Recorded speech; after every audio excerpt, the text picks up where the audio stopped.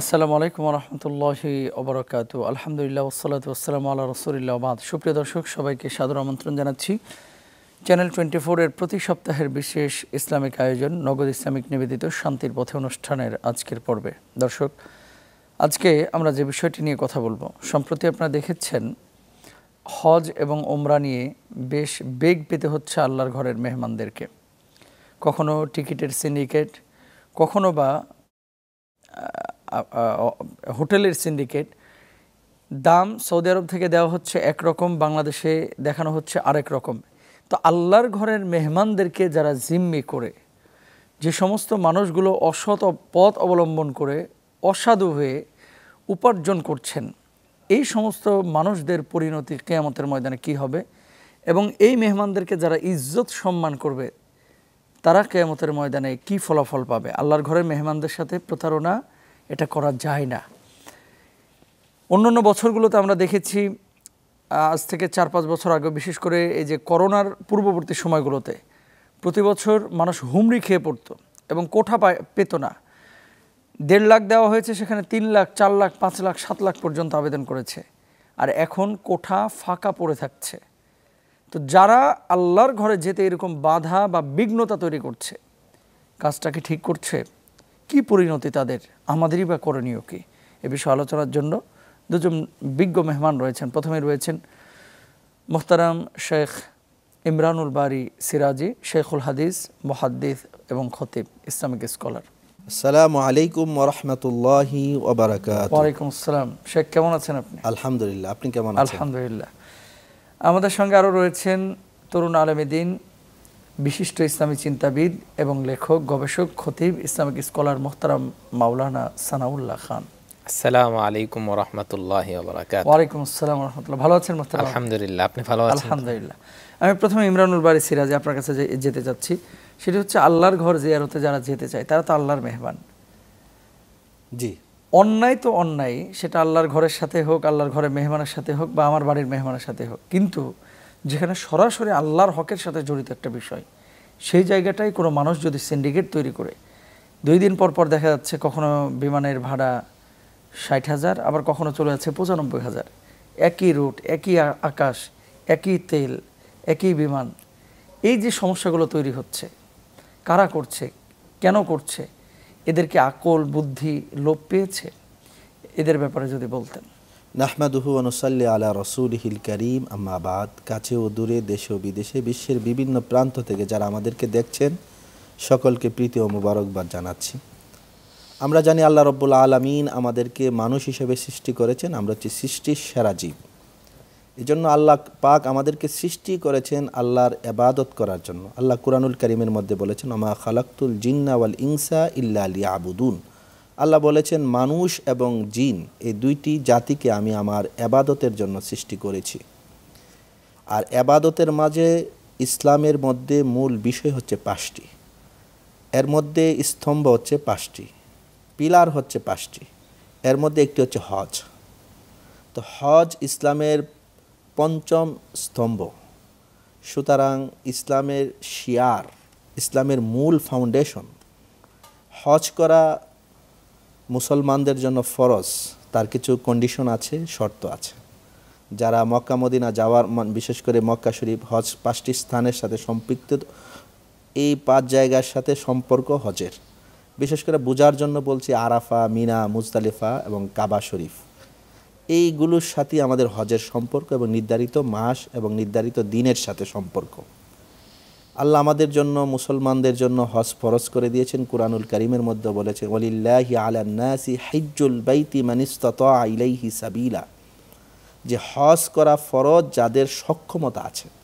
সক্ষমতার প্রথম হচ্ছে শারীরিকভাবে ফিটনেস থাকা, দ্বিতীয় হচ্ছে আর্থিকভাবে মক্কা মদিনা যাওয়া আসার মতো যাদের আর্থিকভাবে সক্ষম, তাদের জন্য হজ করা ফরজ। এখন একটি বিষয়, আপনি যে বিষয়টি নিয়ে আসছেন, আমরা অনেকেই হজ করার মতো একসময় খুব সুযোগ সুবিধা ছিল। বলতে গেলে আজ থেকে 10-15 বছর আগেও হজে যাওয়াটা খুবই সহজ ছিল। বিশেষ করে 2005-এর কথা আমি আপনাদের সাথে শেয়ার করতে চাই। জি, 2005-এর দিকে দেখা গেছে 60-70 হাজার টাকা দিয়ে হজ করা গেছে। আমিও 2015-তে আল্লাহ পাক হজ করার সুযোগ দান করেছেন, তৌফিক দান করেছেন। 2015-তে গিয়েছিলাম, তখন কিন্তু 2,10,000 হলেও আমাদের হজ পুরা করা গেছে, কোনো অসুবিধা হয় নাই। কিন্তু এখন আজকে হজে যেতে গেলে খরচ হয়ে যায় 7 লাখ 8 লাখ পর্যন্ত 2025-এ। এমনকি আমি গতকালকে এক ট্রাভেলসের মালিকের সাথে বসছিলাম, আমার বন্ধু মানুষ, কথা বলতে গিয়ে একটা প্যাকেজ নিয়ে আলোচনা হচ্ছে। তখন তিনি বললেন, আপনি কি প্যাকেজ চান এটা আগে বলুন, কারণ আমাদের একটা ভিআইপি প্যাকেজ হচ্ছে প্রায় 30 লক্ষ টাকা করে। তো আমার যেটা বলা উদ্দেশ্য, 30 লক্ষ টাকা তো সবাই দিতে পারবে না, তবে যাদের আল্লাহ পাক এরকম ব্যবস্থা আছেন, যাদের পজিশন ভালো, যারা সবসময় ভালো জায়গায় থাকেন, ভালো খাবারের অভ্যস্ত, ওনাদের সেই প্যাকেজগুলো ঠিক আছে। কিন্তু আমরা যারা সাধারণ আছি, সবার কিন্তু মক্কা মদিনার প্রেম, মহব্বত, ভালোবাসা প্রত্যেকটি মুমিন মুসলমানের হৃদয়ের মাঝে আছে। এজন্য মক্কা কাবা শরীফ, সেই কালো গিলাপে ঢাকা সেই সুন্দর কাবাকে দেখতে কার মন না চায়? সবার মন চায়। এজন্য বেশি টাকা না হলেও কমসে কম উমরা যেতে অনেকে চায়। জি, আল হাজ্জু আল উমরাতু লিল্লাহ, আল্লাহ কোরআনে বলছে হজ এবং উমরা হবে একমাত্র আল্লাহ সন্তুষ্টির জন্য। এটা ইবাদত। হাদিস শরীফে আসছে, হযরত আব্দুল্লাহ ইবনে ওমর রাদিয়াল্লাহু তাআলা আনহু থেকে বর্ণিত, হযরত আব্দুল্লাহ ইবনে আব্বাস রাদিয়াল্লাহু তাআলা আনহু থেকে বর্ণিত, হযরত ওমর ইবনুল খাত্তাব রাদিয়াল্লাহু তাআলা আনহু থেকে বর্ণিত, আল্লাহ রাসূল বলেছেন, তাবিউ বাইনাল হজ্জ ওয়াল উমরা, তোমরা হজ করো, তোমরা উমরা করো। ফাইন্নাহুমা ইয়ানফিয়ানিল ফাকরা ওয়াদ দুনুব, হজ এবং উমরার দ্বারা গুনাহ মাফ হয় এবং দারিদ্রতার কষাঘাত থেকে মানুষ মুক্তি পায়। সুবহানাল্লাহ। এই সুন্দর একটি ইবাদত। প্রতিটি মানুষের হৃদয়ে কাবার ছবি আঁকে। প্রতিটি মানুষ চায় মদিনায় রবির রওজার সামনে দাঁড়িয়ে আসসালাতু আসসালামু আলাইকা ইয়া রাসূলুল্লাহ, এটা আবেগের জায়গা, আবেগের জায়গা, ভালোবাসার জায়গা। ধন্যবাদ। আজকে সিন্ডিকেট তৈরি করছে, আমি সেই কথাটাই বললাম, আমার আবেগ, আমার ভালোবাসা সেই কাবা। আমরা মোহতারাম বাকি আলোচনায় আবার আপনার কাছে ফিরবো ইনশাআল্লাহ তাআলা। মোহতারাম সানাউল্লাহ খান, জি, আপনার কাছে যে বিষয়টি জানতে চাচ্ছি, ঢাকা থেকে কলকাতার দূরত্ব খুব আহামরি দূরত্ব না। ঢাকা থেকে কলকাতা থেকে যদি 90,000 95,000 টাকায় উমরা হয়ে যায়, সুযোগ সুবিধা যে আমাদের চাইতে খুব কম তা কিন্তু না। আমরা তো যাচ্ছি, দেখছি। পাকিস্তান থেকে যদি 65, 70, 80,000 টাকায় হয়ে যায়, বাংলাদেশ থেকে কেন 1.5 লাখ টাকা, 1,60,000 টাকা এরকম খরচ পড়বে? আর যখন টিকিট কাটতে যাওয়া হয়, অনেক সময় টিকিট নাই। বিভিন্ন এয়ারলাইন্স, আমি নিজে দেখেছি কক্সবাজার কয়েকবার যাওয়ার পথে, কয়েকবার ক্লিক করলাম, টিকিট নাই। বিমানে উঠে এরকমও দেখেছি যে আমরা 3 জন পুরো ঢাকা থেকে কক্সবাজার গিয়েছি, আজ থেকে 2 বছর আগের কথা বলতেছি। তো এই যে এই কাজগুলো যারা করতেছে, এরা তো নামাজও পড়ে অনেকে। তো আল্লাহর ঘরে মেহমানদের সাথে যারা এরকম গাদ্দারি করলো, প্রতারণা করলো, এদের পরিণতি কী হবে যদি বলতেন? আলহামদুলিল্লাহ, নাহমাদুহু ওয়া নুসাল্লি আলা রাসূলিহিল কারীম, আম্মা বাদ। আমার আরেকজন বিজ্ঞ আলোচক সুন্দর আলোচনা করেছেন। তো আল্লাহর ঘরে যেতে বাধা প্রদানকারী বা এই ব্যাপারে দেখেন, হজ একটা গুরুত্বপূর্ণ ইবাদত, এ সম্পর্কে আলোচনা হয়েছে। তারপরও আল্লাহ পাক কোরআনুল কারীমে বলেছেন, ও আযযিন ফিন্নাস বিল হাজ্জি ইয়াতুকা রিজালা ওয়া আলা কুল্লি দামিরিন ইয়াতিনা মিন কুল্লি ফাজ্জিন আমিক। ইব্রাহিম আলাইহিস সালামকে আল্লাহ পাক এই আয়াতের ঘোষণা দিতে বলেছেন, যেন আপনি ঘোষণা দিয়ে দেন যেন আপনার বান্দারা পায়ে হেঁটে বা দূর দূরান্তর পথের সাওয়ারকারী উটে চড়ে হলেও এই হজ পালন করার জন্য তারা মক্কা মদিনা জিয়ারত করবেন, আসবেন। তাফসিরে ইবনে কাসির আয়াতের ব্যাখ্যায় বলেছেন, ওই ঘোষণার সময় যারা যে অবস্থায় এই ইব্রাহিম আলাইহিস সালামের এই ঘোষণার সাক্ষী হয়েছেন এবং লাব্বাইক বলেছেন, আল্লাহ পাক তাদেরকেই হজের জন্য কবুল করেছেন। এটা অনেক মানুষ আছেন, অনেক সম্পদশীল, আল্লাহ পাক তাদেরকে অনেক ধন সম্পদের মালিক বানিয়েছেন, কিন্তু হজের মতন এই মকবুল ইবাদত, এই একটি ইসলামের অন্যতম গুরুত্বপূর্ণ একটা ইবাদত, এই হজ পালন করা তাদের জন্য তৌফিক হয় নাই। তো আমি মনে করি এটা তৌফিকেরও একটা বিষয়।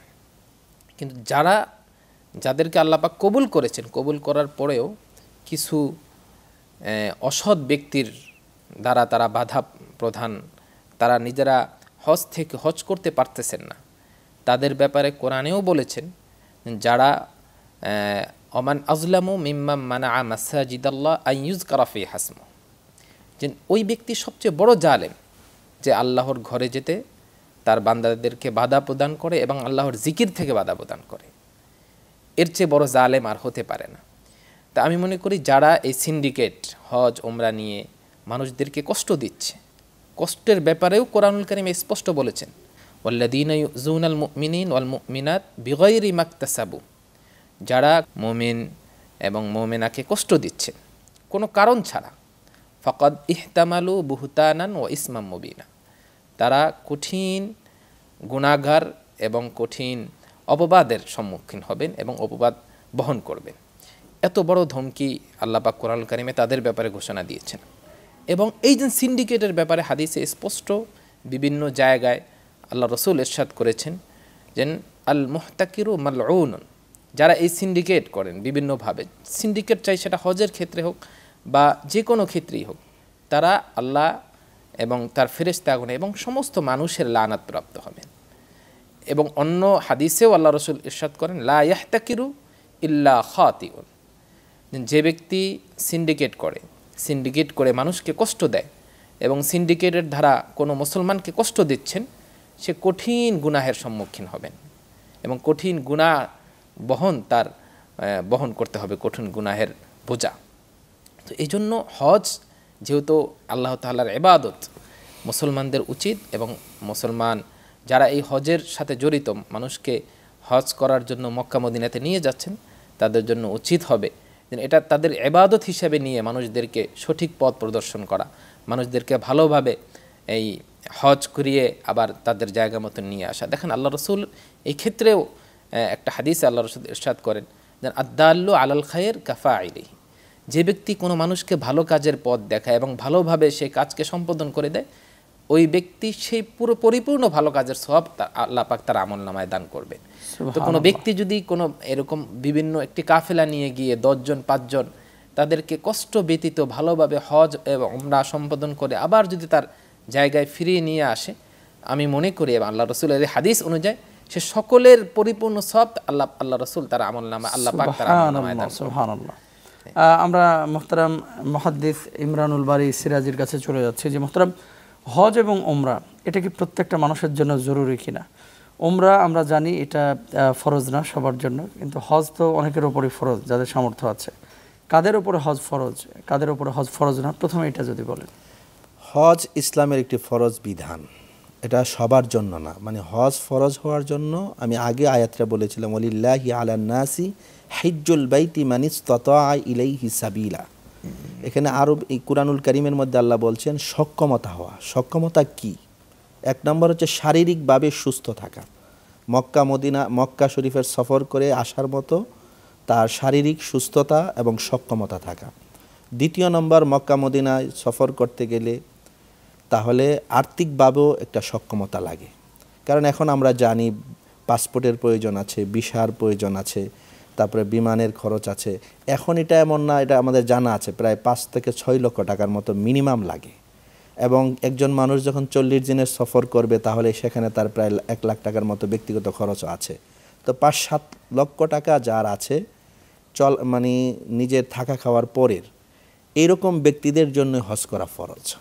এই জন্য বাংলাদেশে আমাদের কিন্তু মনে করেন ফ্ল্যাট আছে 3টা, আমি চলতে গেলে আমার একটা ফ্ল্যাট লাগে, তো একটার পরে বাকি আরেকটাতে আছে, একটা দোকান আছে, গাড়ি আছে, এইগুলো আমার প্রয়োজনের অতিরিক্ত। মানে একজন মানুষ থাকতে গেলে 40 দিন থাকার মতো তার যার ব্যবস্থা আছে, তার সন্তান, তার পরিবার পরিজন যাদের দায়িত্ব আছে, তাদের ভরণ পোষণের ব্যবস্থা করতে পারবে, এই সক্ষমতা যে ব্যক্তির আছে তার উপরই হজ ফরজ। এই জন্য বাংলাদেশের অনেকের উপরে হজ ফরজ। আমরা অনেক সময় মনে করি হজ আমরা যে কোনো সময় করব, আল্লাহ তৌফিক দিলে করব, অথবা আমার মেয়েকে বিবাহ দেওয়ার পরে করব। এখন মহতারাম অনেকের বিল্ডিং আছে বা ফ্ল্যাট আছে, স্থাবর সম্পত্তি আছে, দোকানপাট আছে, কিন্তু লিকুইড মানিটা নাই, যে মানিটা এই 8 লক্ষ টাকা যে সে দিবে সেটা বের করতে পারতেছে না। সেক্ষেত্রে বিধান কি? সেক্ষেত্রে বিধান হচ্ছে আপনার একটা দোকান আছে, বিক্রি করে দেন। এখন বলবেন আমি চলবো কেমনে, আমি তো যাচ্ছি আল্লাহর কাছে। আমাদের আলোচক সানাউল্লাহ খান তিনি কিন্তু একটা আয়াত আমাদের সামনে পড়ে, ওয়াজিন ফিন নাসি বিল হাজি ইয়াতুকা রিজালাহু আলা কুল্লি দামিরি ইয়াতিনা মিন কুল্লি ফাজ্জিন আমিক লিয়াশহাদু মানাফিআ লাহুম, এই আয়াতের পরের অংশ আল্লাহ পাক কুরআনুল কারীমের মধ্যে বলছে লিয়াশহাদু, তোমরা সচক্ষে দেখো, মানাফিআ লাহুম, হজ করলে আল্লাহ রব্বুল আলামিন মানুষকে উপকৃত করে, আর্থিকভাবে করে, শারীরিকভাবে করে। আমি তো আপনাকে একটা জিনিস বলতে চাই, বা আপনিও জিনিসটা জানেন, হজ করেছে কেউ ভিক্ষা করে আপনি রাস্তায় দেখবেন না। একজন বড় শিল্পপতি ছিলেন, আমি কাউকে ছোট করার জন্য না, আল্লাহর নিয়ামত পাওয়ার পরে আমরা যে ভুলে যাই, হজ করেছে এই রকম লোক কাউকে পাবেন না, তিনি মানুষের কাছে হাত পাতেন, আল্লাহর মেহমান, আল্লাহ তাকে সম্মানিত করে, সব সময় করে। এলাকার মধ্যে একজন হাজি সাহেব, মানুষ শ্রদ্ধার সাথে ডাকে। গ্রামগঞ্জে গিয়ে দেখেন হাজিবাড়ি নামে শত শত বছর পর্যন্ত হাজিবাড়ি বললে সবাই চিনে। আল্লাহ পাক এত সুন্দর সম্মানের জায়গা রেখেছেন। এমনও দেখা গেছে হজে যাওয়ার পর থেকে আল্লাহ পাক ওনার রিজিকের দরজা অনেক খুলে দিয়েছেন, বড় বড় ফ্যাক্টরির মালিক হয়ে গেছেন। এজন্য আপনার একটা বাড়ি আছে, আরেকটা বাড়ি বিক্রি করা কিসের জন্য? আমরা যদি দুনিয়ার থেকে তো চলে যাব, আমার এই সম্পদ কে ভোগ করবে? আমি তো আল্লাহর জন্য করতে হবে। সুতরাং আপনার এই নগদ অর্থ নেই, আপনার একটা দোকান আছে, বিক্রি করে দেন না। কার জন্য করবেন? আমরা তো বিভিন্ন রাষ্ট্র ট্যুর করার জন্য, অথবা আমরা চাকরি করার জন্য বিদেশে যাচ্ছি, নিজের বাড়ি ঘর, এমনকি বসত বাড়ি বিক্রি করেও যাচ্ছি। আর যেখানে আল্লাহ পাক গ্রান্টি দিয়েছে ওয়াল ইয়াশহাদু মানাফিআ লাহুম, যে তোমরা সচক্ষে দেখো যে হজ করলে কি লাভ আছে। তো এত বড় প্যাকেজ, এত বড় আল্লাহর পক্ষ থেকে ঘোষণা, আর আমরা বাস্তবও দেখছি যারা হজ করেন আল্লাহ রব্বুল আলামিন প্রত্যেকটা মানুষের দরজা খুলে দেয়। সুবহানাল্লাহ। তো মোহতারাম, উমরার বিষয়টা যদি বলতেন, উমরা যারা আমরা করতে যাই, উমরার বিধান কি? অনেক মানুষ সামর্থ্য আছে, অনেকের সামর্থ্য নেই। তো উমরায় অনেকেই দেখা যাচ্ছে যে স্বামী মারা গিয়েছে, জি, বা ছেলে মেয়ে কেউ নেই, মুরব্বী একাই আছে, মনটা চায় আল্লাহর ঘরে যেতে, কিন্তু হানাফি মাযহাবের রায় অনুযায়ী তো আসলে মাহরাম ছাড়া উমরায় যাওয়া যাবে না, হজ্জে যাওয়া যাবে না। জি, মিশরে অনেক স্কলাররা দেখি ফতোয়া দিয়ে দিছে যে যেতে পারবে, এজন্য তারা যায়। তো আমাদের বাংলাদেশে আসলে যারা উমরায় যাচ্ছে, এটা কি ফরজ, সুন্নত, নফল না কি? আসলে কেন উমরায় যাচ্ছে? আমাদের হানাফি মাযহাব অনুযায়ী আমাদের বাংলাদেশের বলতে গেলে 95% মানুষ মুসলমান যারা আছেন ইমামে আজম আবু হানিফা রাহমাতুল্লাহ আলাইহির গবেষণাকে ফলো করেন, যেটাকে আমরা হানাফি বলি। আসলে তো ইসলাম একটাই, আমরা তো ইসলামটাকে ফলো করার জন্য বা আমরা ইসলামের উপরে চলার জন্য যে কোনো আলেমকে আমরা অনুসরণ করি। সেই হিসাবে আমরা ইমামে আজম আবু হানিফা রাহমাতুল্লাহ আলাইহির মতামত বা ওনার পরামর্শগুলো আমরা গ্রহণ করি। এই জন্য ইসলাম আমাদের জন্য হজকে জীবনে একবার ফরজ করে দিয়েছেন, আর উমরা হচ্ছে একটা নফল ইবাদত। কিন্তু উমরার সম্পর্কটা মূলত হচ্ছে একটা প্রেম, ইশকে, মহব্বত, ভালোবাসার সম্পর্ক। আমি তো আমার ব্যক্তিগত অভিজ্ঞতার থেকে বলছি, হজ উমরা করার জন্য অর্থের প্রয়োজন না। এখন বলবেন এটা আবার কি? অনেকে প্রশ্ন জাগতে পারে। হজ এবং উমরা করার জন্য একটা দিল লাগবে। আপনার সেই মক্কা মদিনার প্রেম, ইশক, মহব্বত, ভালোবাসার একটা দিল করেন, আল্লাহ আপনাকে মক্কা মদিনা নেবে। আমি সাধারণ একজন মসজিদের একজন ইমাম এবং একটি মাদ্রাসা পরিচালনা করি। আমাদের ভাই ব্রাদার অনেকেই আছেন যারা আমাদের চেয়ে ভালো অবস্থায় আছে আলহামদুলিল্লাহ, দুনিয়ার দিক দিয়ে তাদের আর্থিক ব্যবস্থা আল্লাহ সক্ষমতা আল্লাহ পাক অনেক দিয়েছেন। আমি এটা আসলে হজের বিষয়ে আসছে জন্য বলছি। আর এটা ইমামে আজম আবু হানিফা রাহমাতুল্লাহি আলাইহি জীবনে 55 বার হজ এবং উমরা করেছেন আলহামদুলিল্লাহ। তো এই জন্য হজ উমরার কথা আসলে অনেকে একবারের কথা, বরং হাদিসের মধ্যে বারবার কথা আসছে। আল্লাহ রাসূল আল উমরাতু ইলাল উমরা কাফারাতুন মা বাইনাহুমা, এক উমরার থেকে আরেক উমরার মাঝখানে কেউ যদি উমরা করে গুনাহ মাফ হয়ে যায়, হাদিসে আসছে। তো ধন্যবাদ সম্মানিত শেখ, জাযাকুমুল্লাহ আপনাদের দুজনকে মূল্যবান সময় দেওয়ার জন্য। অনুষ্ঠান একেবারে শেষ প্রান্তে চলে এসেছি। আমার সুপ্রিয় দর্শক যারা আজকের এপিসোডটি দেখছিলেন এবং ক্যামেরার পেছনে যে সমস্ত ভাইয়েরা বোনেরা কাজ করেছেন, অনেকেরই শখ আছে কিন্তু সাধ্যে কুলাইতে পারে না যে আল্লাহর ঘরে যাব, নবীজির রওজায় সালাম পেশ করব। যে কথাটি আমাদের সম্মানিত শাইখ বলেছেন, এটা আপনার মনের তামান্নাটা আছে, আল্লাহর কাছে বলেন, রাত্রে একটু কান্নাকাটি করেন, নামাজের পরে দোয়া করেন এবং আপনার যে প্রেমটা আল্লাহর সামনে উপস্থাপন করেন। দেখবেন কিভাবে আল্লাহ তাআলা ব্যবস্থা করেছেন, আপনি টেরও পাবেন না। আল্লাহ তাআলা আমাদেরকে তৌফিক দান করুন। যারা মক্কা মদিনা এখনও যান নাই, আল্লাহ যেন যাওয়ার তৌফিক দান করেন। নগদ ইসলামিক নিবেদিত শান্তির পথে অনুষ্ঠান থেকে আজকে বিদায় নিচ্ছি। আগামী সপ্তাহে আবারও দেখা হবে ইনশাআল্লাহ। আল্লাহ হাফেজ। আসসালামু আলাইকুম ওয়া রাহমাতুল্লাহ।